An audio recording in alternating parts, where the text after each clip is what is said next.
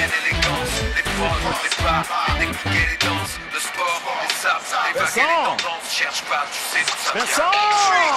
La mode, les codes, l'élégance, les prods, les pas, décliquer les danses, le sport. Bonsoir, bienvenue sur 100% Sport, la chaîne qui vous parle du sport dans toute sa dimension. Et comme vous l'avez constaté, pour ce second numéro, nous allons parler de football.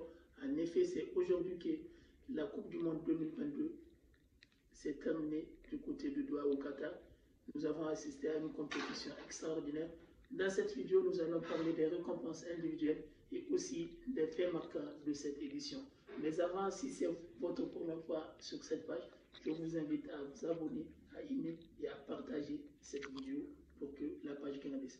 Très rapidement, parlons de cette finale de légende que nous avons vue ce soir entre la France d'un côté et l'Argentine, amenée par sans doute le meilleur joueur de l'histoire du football, Lionel Messi, qui a supporté à lui toute seule toute cette équipe argentine, bien épaulée par notamment des joueurs comme Di Maria qui ont joué en parfaite harmonie leur rôle.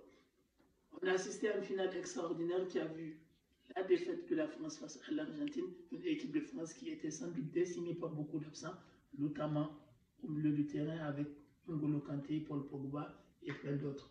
Malgré cela ne tienne, les Français ont faire un parcours extraordinaire, on ne les attendait pas là-bas.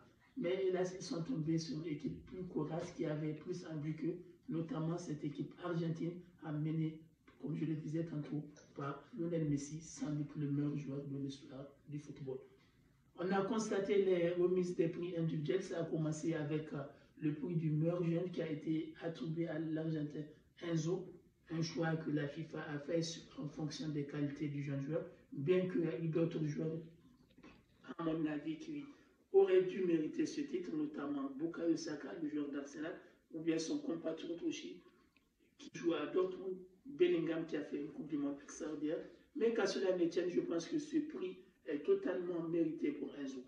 Ensuite, c'était au tour de Kylian Mbappé de recevoir son soulier d'or de meilleur buteur de la compétition. Mbappé qui aurait pu faire le doublé, meilleur buteur, meilleur joueur, mais comme on le sait, c'est pas facile de remettre le prix du meilleur joueur au perdant, de l'équipe perdante. Et c'est sans doute pourquoi Lionel Messi a été désigné meilleur joueur de cette compétition. Là aussi, c'est mérité vu tout ce que le bonhomme représente, son charisme, son leadership sur le terrain, que ce soit dans les buts, dans les passes décisives, l'Argentin a été extraordinaire et phénoménal.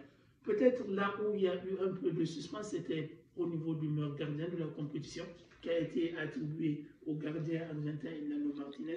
À ce niveau, à notre humble avis, le Marocain Yacine Bounou, qui est sans doute le gardien de la meilleure défense de l'équipe, aurait dû être nommé meilleur gardien de l'équipe. Mais qu'à cela ne tienne, le Maroc a eu à faire une très belle compétition. D'ailleurs, nous allons le voir tout à l'heure dans notre 11 type que nous proposons de la compétition. Nous allons retrouver quelques joueurs marocains. Mais avant, je vous invite à aimer, à partager, à liker et surtout à vous abonner sur cette chaîne 100% Sport, Ablatif, la chaîne qui vous parle de football. Rapidement, allons-y vers le 11 type de la compétition que nous avons décimé. On va commencer dans les buts. Nous avons choisi de mettre le Marocain Yacine Bounou au détriment d'Emiliano Martinez qui a fait une très grande compétition. Mais vu la force de l'équipe marocaine qui a su être la meilleure défense du tournoi, nous avons jugé utile que Yacine Bounou soit le gardien de cette équipe. En défense centrale, nous allons partir avec Nicolas Otamendi, l'Argentin. Malgré son âge, a su être le leader défensif de l'équipe argentine.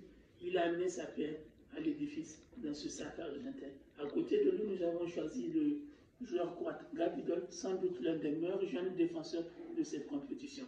Sur le flanc gauche, nous avons choisi de partir avec le français Théo Hernandez.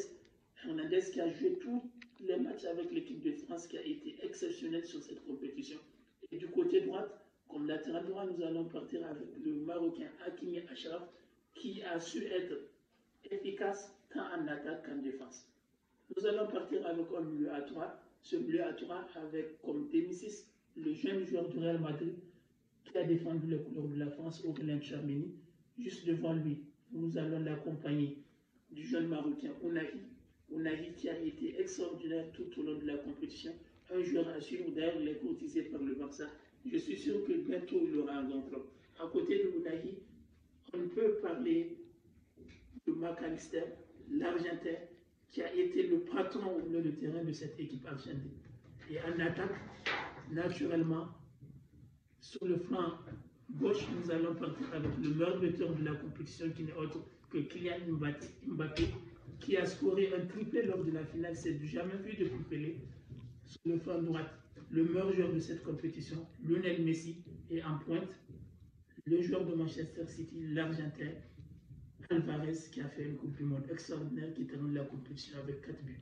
Chers amis, si vous avez aimé, partagez, surtout abonnez-vous à 100% Sport, la chaîne qui vous parle du sport dans toute sa dimension. Rendez-vous très bientôt pour des prochaines vidéos. Je vous remercie, c'est votre consultant sportif Abdou Latif. Merci beaucoup.